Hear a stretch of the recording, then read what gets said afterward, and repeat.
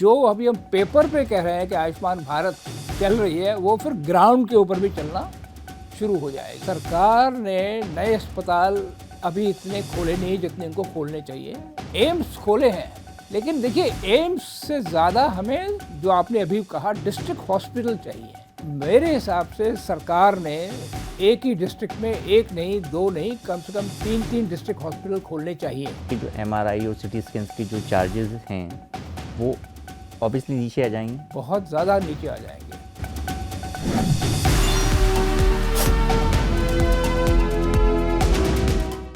आम बजट 2026 1 फरवरी को पेश होने वाला है।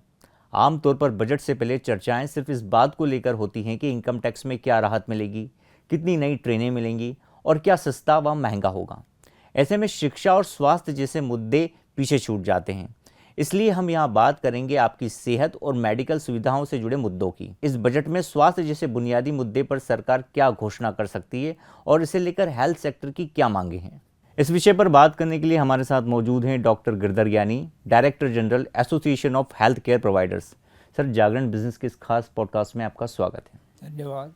सर, आपसे सबसे पहला सवाल यही है कि इस बजट में हेल्थ केयर सेक्टर सरकार से क्या चाहता है, खासकर देश के आम नागरिक को बेहतर स्वास्थ्य सुविधा मुहैया कराने के नज़रिए से। देखिए, हमारा ये मानना है कि भारत सरकार ने जब नई पॉलिसी बनाई थी 2017 में, तो उसमें ये कहा गया था कि हम यूनिवर्सल हेल्थ कवरेज को भारत में लाएंगे, जिसका उद्देश्य ये रहता है कि हर एक नागरिक को हम हेल्थ केयर सर्विस मुहैया करवाएं at the cost which they can afford.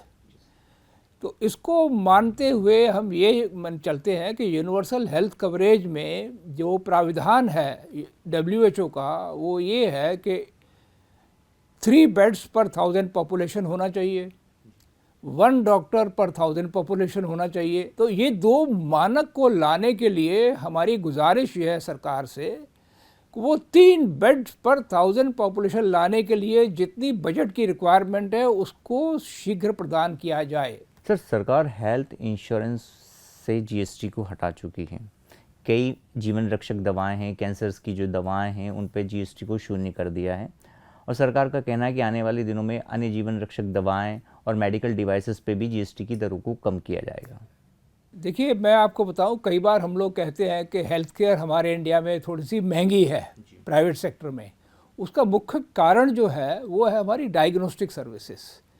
Actually ये डायग्नोस्टिक सर्विसेज हैं जिसकी वजह से, अगर आपको मैं 1947 में लेके जाऊं, उस समय हमारी थी एवरेज लाइफ एक्सपेक्टेंसी करीब थी 37 ईयर्स और 34 ईयर्स। आपको शायद यकीन नहीं होगा, आज हमारी लाइफ एक्सपेक्टेंसी बढ़ के कहाँ पहुँची है, 73 ईयर्स तक। ये जो बढ़ोतरी हुई है वो निरंतर जो हमारी स्वास्थ्य सेवाएं हैं उसमें जो प्रोग्रेस हुई है उसका मुख्य कारण डायग्नोस्टिक है। हम आज अच्छे कैंसर, फॉर एग्जांपल, 50 साल पहले हमें पता ही नहीं चलता था कैंसर है और आदमी मर जाता था। अब हम कैंसर को इवन स्टेज 3 से लाके हम उसका इलाज कर लेते हैं। तो ये डायग्नोस्टिक इक्विपमेंट जो है सारे इम्पोर्टेड हैं। जनरल इलेक्ट्रिक हुआ, सीमेंस हुआ, फिलिप्स हुआ और तमाम कंपनियां जो हैं वो भारत सरकार भारत के लिए इक्विपमेंट भेजती है। अब इंपोर्ट होने की वजह से ऑब्वियसली उनकी कॉस्ट ज़्यादा है। तो हमारी अपेक्षा ये है सरकार से कि एक तो इनके ऊपर इंपोर्ट ड्यूटी ख़त्म की जाए, दूसरा साथ साथ जो है इंडिजिनाइजेशन, इन्हीं कंपनी से बात करके इंडिजिनाइजेशन को बढ़ावा दिया जाए।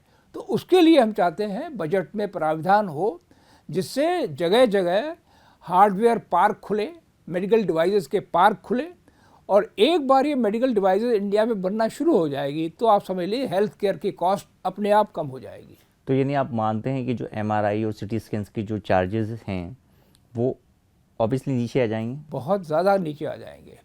और इस दिशा में भारत सरकार ने वैसे कदम उठाए हैं और इसके ऊपर इंडिजिनाइजेशन के ऊपर काम हो रहा है। हम चाहते हैं इसके ऊपर और तेज़ी आए और ये जो मेडिकल डिवाइसेस के पार्क हैं, अभी तक 5 अनाउंस हुए हैं और ज़्यादा अनाउंस हो इतने बड़े देश के अंदर, तो उससे बहुत फ़र्क पड़ेगा हमारी costing of the medical services के ऊपर। सर, आयुष्मान भारत, प्रधानमंत्री जन आरोग्य जो स्कीम है वो भारत सरकार की महत्वाकांक्षी योजना है, लेकिन उसकी क्रियान्वयन में अभी भी बहुत सी दिक्कतें और कमियां देखने को मिली। तो आप क्या चाहते हैं, उसे किस तरीके से बेहतर किया जा सकता है और बजट में इसके लिए और क्या प्रावधान होने चाहिए? देखिए, पिछले साल 99,000 करोड़ बजट था हमारे हेल्थ केयर का, और उसमें आयुष्मान भारत के लिए 9,000 करोड़ रखे गए थे।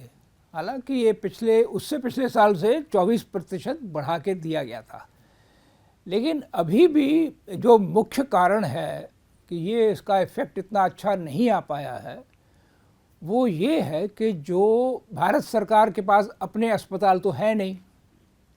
जब मैं ये कह रहा हूँ कि आज हमारे पास करीब करीब 22 लाख बेड हैं, जिसमें से 13 लाख बेड जो है प्राइवेट सेक्टर में है। पर सबसे बड़ी बात जो है, जिसको हम टर्शरी केयर बेड्स बोलते हैं, 80% टर्शरी केयर बेड्स वो प्राइवेट सेक्टर में है। तो आयुष्मान भारत में जो मरीज़ जा रहा है, चाहे उसको किडनी ट्रांसप्लांट कराना है या बाईपास सर्जरी करानी है, तो वो टर्शरी केयर है, उसके लिए वो प्राइवेट में ही आएगा। गवर्नमेंट में बहुत गिने चुने बेड्स हैं। तो सरकार क्या करती है कि हॉस्पिटल को इम्पैनल करती है, और मरीज़ जो है हमारे अस्पतालों में आते हैं, और बाद में सरकार उसका पैसा हमको रिम्बर्समेंट के तौर पर देती है। लेकिन जो रेट्स फिक्स किए गए वो इतने कम हैं कि हमारी ऑपरेशनल कॉस्ट नहीं निकल पा रही है। तो आप ये देखेंगे कि अच्छे अच्छे अस्पताल जो हैं, मैं अभी नाम नहीं ले रहा हूँ उनका, वो इसमें आगे बढ़ के नहीं आ रहे।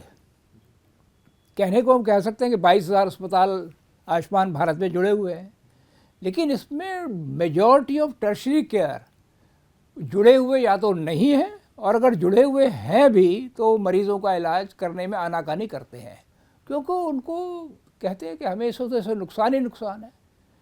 अच्छा, कुछ अस्पताल जो मिड साइज़ हैं वो करना चाह रहे हैं, वो इम्पैनल हो भी रहे हैं, अब वो भी धीरे धीरे हट रहे हैं, क्योंकि पेमेंट जो है 6 महीने, 8 महीने, 9 महीने के बाद मिल रहा है। तो जब तक सरकार ये दो चीज़ों पे काम नहीं करेगी, एक तो है कि रेट्स का रिवीजन करके थोड़ा सा ऊपर आए, और उससे ज़्यादा महत्वपूर्ण ये है कि वो जो पेमेंट है वो भाई 1 महीने के अंदर तो करो, जो आपके एग्रीमेंट में लिखा हुआ है। ये करने से ज़्यादा अस्पताल जुड़ेंगे, और जो अभी हम पेपर पे कह रहे हैं कि आयुष्मान भारत चल रही है, वो फिर ग्राउंड के ऊपर भी चलना शुरू हो जाएगी, क्योंकि हम सब ये चाहते हैं कि ये बहुत ही महत्वाकांक्षी योजना है। वर्ल्ड में इससे बड़ी कोई योजना नहीं है, इससे बड़ी कोई योजना नहीं है। लेकिन इसको सक्सेसफुल बनाने के लिए अब घूम फिर के बाद वही आती है कि उसके लिए सरकार को पैसा बढ़ाना पड़ेगा। अब 9,000 करोड़ अगर आप रखे थे पिछली बार, तो मैं चाहूँगा इस बार 15,000 करोड़ रखे कम से कम। सर, देश के दूर दराज इलाकों में हेल्थ केयर सिस्टम अभी भी बहुत लचर हैं, खासकर अस्पतालों की बहुत कमी है, और विशेषकर जिला अस्पताल। तो इस बजट में आप सरकार से क्या उम्मीद करते हैं कि हेल्थ केयर सेक्टर को या हेल्थ केयर सिस्टम को किस तरीके से अपग्रेड किया जाए? देखिए, ऐसा है, आज़ादी के टाइम जितने हमारे डिस्ट्रिक्ट हॉस्पिटल थे उससे बहुत ही मामूली बढ़ोतरी हुई है। अभी भी एक डिस्ट्रिक्ट में एक ही डिस्ट्रिक्ट हॉस्पिटल होता है, और पॉपुलेशन जो है 4 गुना बढ़ गई है।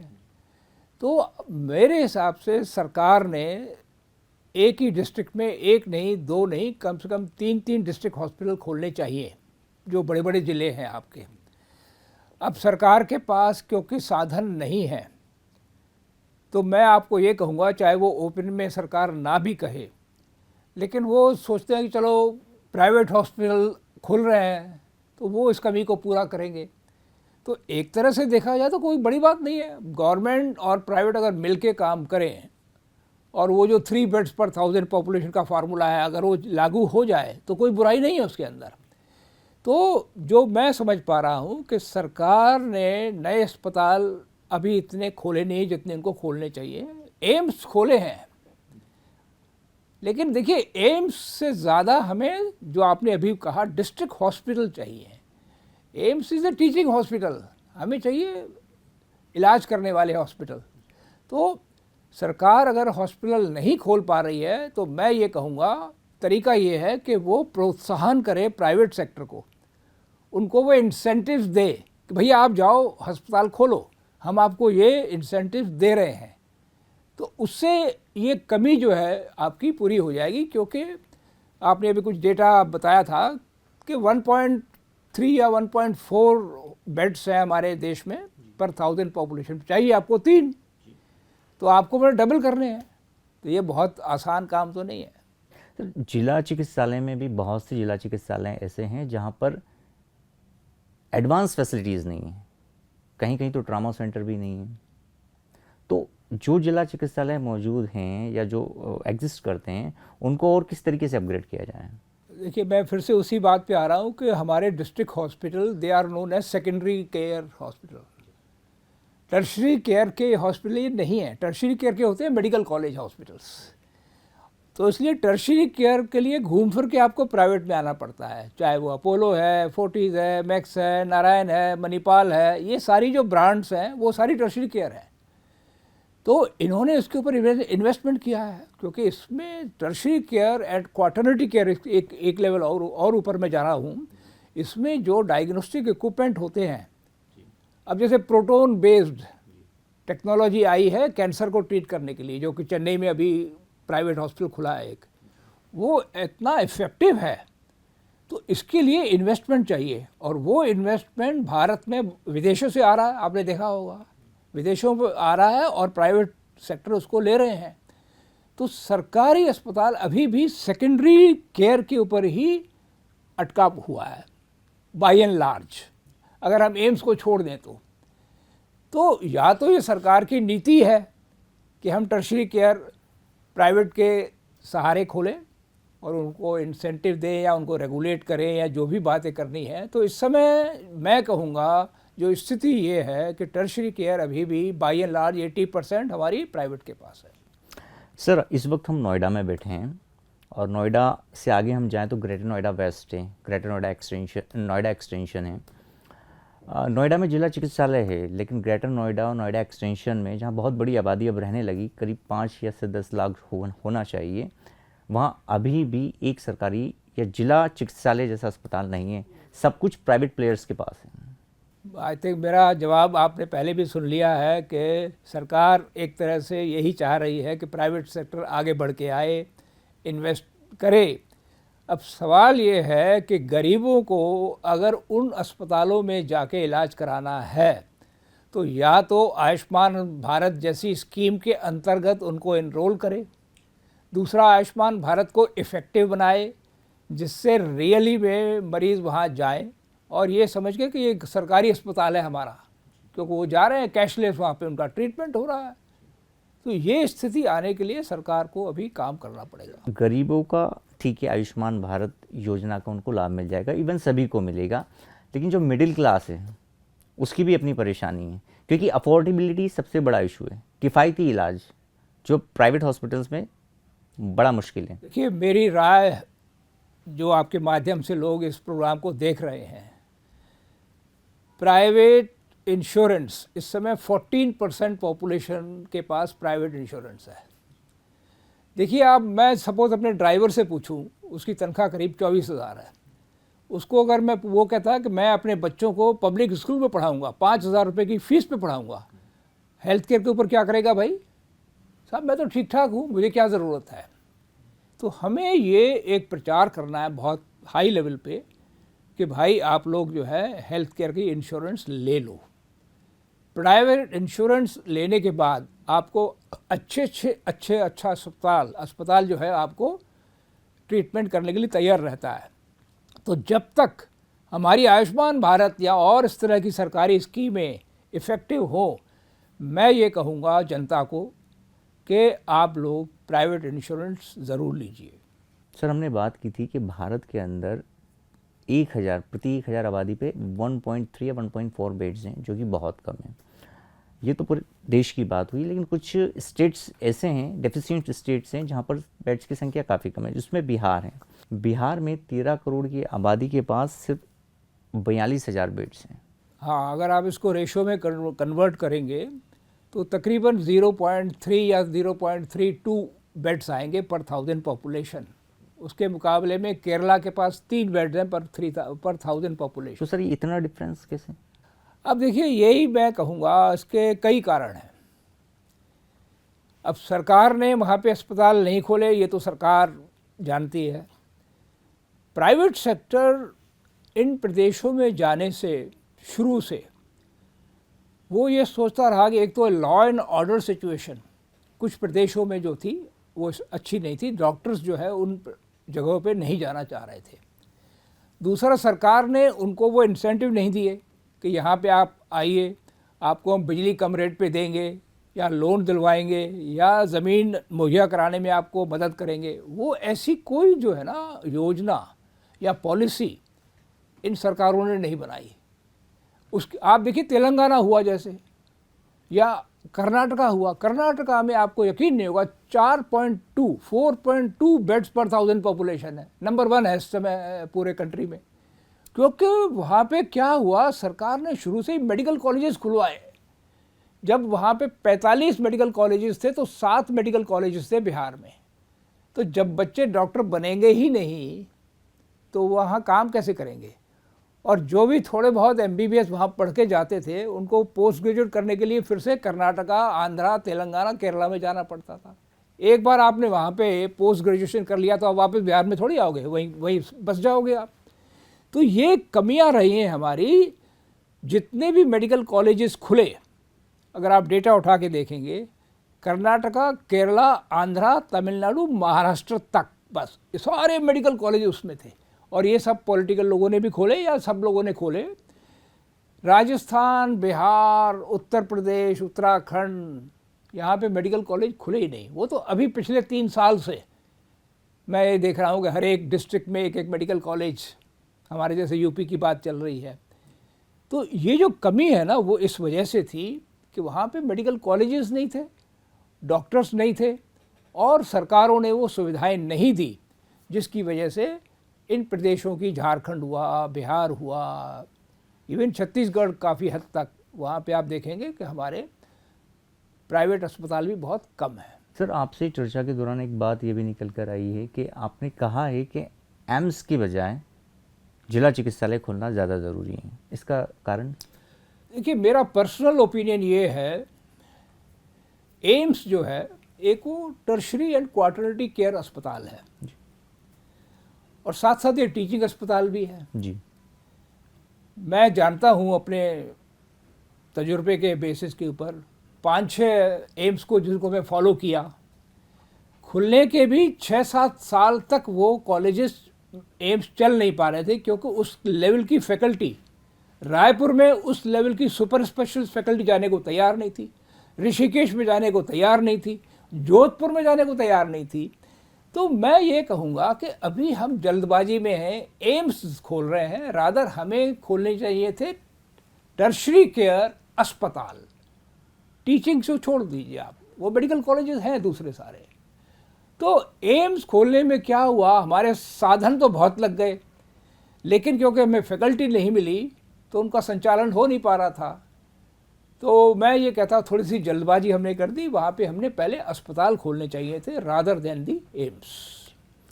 सर, हमने देखा है कि MBBS करने के बाद ज़्यादातर युवा ग्रामीण क्षेत्रों में या दूर दराज इलाकों में जाने से परहेज करते हैं। वो शहरों में नौकरी करना या शहरों के अस्पतालों में काम करना ज़्यादा पसंद करते हैं। इस वजह से ग्रामीण इलाकों में एक हेल्थ केयर इंफ्रा जो है वो बड़ा वीक है और होता जा रहा है। लेकिन वहाँ पर जो RMP हैं, जो रजिस्टर्ड मेडिकल प्रैक्टिसेस जो करते हैं, उन्होंने काफ़ी हद तक इसको संभाला है। तो आपको लगता है कि उनको ही सरकार को थोड़ा स्किल्ड करना चाहिए? ये पहले एक सरकार के पास योजना थी कि इवन आयुष डॉक्टर्स को एक 6 महीने का ब्रिज कोर्स करवा के उनको लिमिटेड स्कोप दिया जाए, लिमिटेड दवाइयाँ प्रिस्क्राइब करने का स्कोप दिया जाए कि आप इतना इलाज करके हमारे प्राइमरी हेल्थ सेंटर को संभालिए। लेकिन इसमें हमारे इंडियन मेडिकल एसोसिएशन ने इसका विरोध किया था। वो इसलिए भी विरोध किया था कि उनको लगता था कि आज नहीं तो कल ये फिर मेन स्ट्रीम में आ जाएंगे और एलोपैथिक को इस तरह से ट्रीटमेंट करना शुरू करेंगे जो कि क्रॉसपैथी मानी जाएगी और उनके हिसाब से वो सही नहीं है। तो उसकी वजह से वो सरकार ने वो योजना को स्थगित कर दिया। तो उसकी वजह से यही हो रहा है कि हमारे जो प्राइमरी हेल्थ सेंटर हैं गाँवों में, अच्छा MBBS वहाँ पे इसलिए नहीं जाना चाह रहे हैं, वो सोच रहे हैं कि मुझे करियर बनाना है, मुझे पहले PG करनी है, या तो सरकार एक ऐसी योजना लेके आए कि आप 2 साल तक वहाँ रहो, आपको हम पीजी में आपको एडमिशन आपकी कंफर्म कर देंगे, आपको प्रायोरिटी के ऊपर पीजी में एडमिशन मिल जाएगी। ये सरकार के पास योजना थी भी, लेकिन वो क्रियान्वित नहीं हो पाई। दूसरा, आप ये देखिए कि एमबीबीएस करना इंजीनियरिंग के मुकाबले में बहुत ज़्यादा महंगी है। मैं आपको डेटा नहीं दे रहा हूँ, बहुत महंगी है, काफ़ी टाइम टेकिंग भी है। तो अब मैं ये कहूँगा कि बच्चा क्या चाह रहा है कि उसके पेरेंट्स ने इतना खर्चा किया, इतना लोन लिया है, और वहाँ जाके मैं गांव में सर्विस करूँ, या तो गवर्नमेंट जो है कंपनसेशन उसको उतना ज़्यादा रखे। तो ये कुछ कमियां हैं, जब तक सरकार उसको प्रैक्टिकली नहीं असेस करेगी, आपके एमबीबीएस के बच्चे वहाँ नहीं जाएंगे। सर एक आखिरी सवाल आपसे, भारत का जो हेल्थ बजट है जीडीपी के मुकाबले 0.385 थे आसपास है, 3.8 के आसपास है, तो कैसे और बढ़ाने की ज़रूरत है? देखिए ऐसा है, 3.8 जो आप कह रहे हैं वो मैं आपको बता दूं, ये प्राइवेट एंड गवर्नमेंट का मिला के आप बता रहे हैं। Central government and state government का मिला के करीब 2.2% आता है, और प्राइवेट सेक्टर इसमें 2.3 से 2.5 इन्वेस्ट कर रहा है। समझ गए आप? तो मिला जुला के 4.5 और 5 के बीच में चल रहा है इस समय हमारा। ग्लोबल एवरेज जो है 7 से 8% है, अमेरिका में 18% है, यूके में 11% है। तो निश्चित तौर पर हमें इसको बढ़ाना ही पड़ेगा। इनफैक्ट गवर्नमेंट की अपनी घोषणा थी कि 2.5% वो अपना शेयर करेंगे 2025 में, लेकिन वो कर नहीं पाए। ये सारी बातें जुड़ी हुई हैं। अगर आप जीडीपी का जो प्रतिशत बढ़ाएंगे तो आपका आयुष्मान में बजट बढ़ जाएगा, स्वच्छ पानी पीने में वहाँ बजट बढ़ जाएगा, सैनिटेशन में बजट बढ़ जाएगा, सारी चीज़ें जुड़ी हुई हैं। तो अल्टीमेटली जो अलोकेशन है वो परसेंटेज ऑफ जीडीपी से ही आ रहा है। और वैसे भी आपको मैंने जैसे पहले बताया कि 1.89% टोटल बजट जो है सरकार का, उसका हेल्थ केयर है 1.89। तो वहाँ भी मैं चाहूँगा कि हेल्थ केयर को कुछ तो ज़्यादा इम्पोर्टेंस मिलनी चाहिए। मैं चाहूँगा 2% हो, कम से कम 2% हो। सर विकसित देशों में जैसे अमेरिका जैसे देशों में या ब्रिटेन में ये बजट हेल्थ बजट कितना है? मतलब बाई इटसेल्फ नहीं, वो बाई जीडीपी वाला ही रेशो हमारे पास डेटा है। जैसे मैंने बताया 18%। आप देखिए जीडीपी अमेरिका की कितनी होगी हमारे मुकाबले में, $30 ट्रिलियन। तो उसके मुकाबले में वो 18% कर रहे हैं। तो मतलब हम कहीं नहीं ठहरते हैं। लेकिन मैं आपको ये भी बता दूं, हमें अमेरिका की हेल्थ केयर सिस्टम को फॉलो नहीं करना है, हम उसको नहीं संभाल पाएंगे। हमें अपने इसी सिस्टम को थोड़े से करेक्शन करके, करेक्शन मैंने जैसे कहा, या तो सरकार थोड़ा सा पैसा बढ़ाए, या इससे आसान कहूँगा वो है कि प्राइवेट सेक्टर को आप प्रोत्साहन करो, इंसेंटिव दो, उनसे हॉस्पिटल खुलवाओ दूर दराज एरिया में, एंड वहाँ थोड़ा सा रेगुलेशन लाना है तो रेगुलेट भी करो आप। कई बार कहते हैं कि भाई आप खुली छूट दे दोगे प्राइवेट सेक्टर को तो कॉस्ट बढ़ जाएगी। तो आप उनको रेगुलेट करके ये निश्चित करिए कि जो उनकी ऑपरेशनल कॉस्ट है वो तो कम से कम निकले। ये थोड़े से करेक्शन करके हम अपनी स्वास्थ्य सेवाओं को बेहतरीन बना सकते हैं। मेरा तो ये मानना है कि 2047 तक जो हमारे प्रधानमंत्री कहते हैं, हम विश्व गुरु बन सकते हैं हेल्थ केयर के ऊपर, क्योंकि हमारे डॉक्टर्स अमेरिका के हेल्थ सिस्टम को चलाते हैं, हमारे डॉक्टर नर्सेज यूके के हेल्थ सिस्टम को चला सकते, तो यहाँ क्यों नहीं चला सकते? क्योंकि हमारी नीतियों में, हमारे योजनाओं में थोड़े बहुत हमें करेक्शन करने हैं। नहीं, हम तो कहते हैं कि हमें और इसको प्रोत्साहन करके हम पूरे वर्ल्ड को nurses and allied health care worker दे सकते हैं। क्यों नहीं दे सकते? दें, हम यहाँ पे और ट्रेन करें, वहाँ भेजें, वहाँ से वो पैसा कमा के इंडिया में भेजते हैं। समझ गए? तो कहीं ना कहीं हमने यहाँ पे पॉलिसीज़ में करेक्शन थोड़ा सा करना पड़ेगा, और हम सक्षम हैं इस बात को। मैं फिर से दोहरा रहा हूँ, 2047 में हम हेल्थ केयर में विश्व गुरु बन सकते हैं। सर भारत में मेडिकल सिस्टम, जो मेडिकल एक्सपेंसेस हैं, जो आपके खर्चे हैं अस्पतालों से जुड़े हुए, वो ग्लोबली थोड़े कम हैं, इसलिए देश में मेडिकल टूरिज्म भी बढ़ रहा है। तो क्या उसके लिए हमारे पास पर्याप्त मेडिकल इंफ्रा है? हमने इसके ऊपर थोड़ा सा एक स्टडी किया था कि करीब 800 अस्पताल हमने निकाले थे, ऐसे 800 के आसपास, जो कि इस समय वर्ल्ड क्लास है, जिनके पास एक्रेडिटेशन है NABH है, जॉइंट कमीशन है, इनका अक्रेडिटेशन है, उनके डॉक्टर्स उस लेवल के हैं। कहीं न कहीं हमें सरकार की तरफ से प्रोत्साहन और देना चाहिए था दूसरे देशों में हमारी जो एम्बेसीज बनी हुई है कि भैया हमारे यहाँ ये अस्पताल हैं। तो उससे क्या होगा, एक तो हमारे पास जो इन हॉस्पिटल में कुछ बेड्स खाली रहते हैं ना, जो सुपर स्पेशलिस्ट हॉस्पिटल की बात कर रहा हूँ, वो भरेंगे, हमारे पास फॉरेन करेंसी वो आएगी और देश का नाम भी बढ़ता है। अभी इस समय होता है सिंगापुर में जाते हैं लोग बाहर से, हैं यहाँ थाईलैंड में सुना है काफ़ी लोग आपने देखा होगा जाते हैं। तो भारत भी उस कैटेगरी में आ चुका है। एक इसको योजनाबद्ध तरीके से आपको लाना है, कोई बुराई नहीं है, और उससे हमें सब तरह से हमें इसका फ़ायदा उठा सकते हैं। सर, इस पॉडकास्ट में अपनी राय रखने के लिए जागरण बिजनेस के पाठकों और दर्शकों की ओर से आपको बहुत बहुत शुक्रिया। धन्यवाद।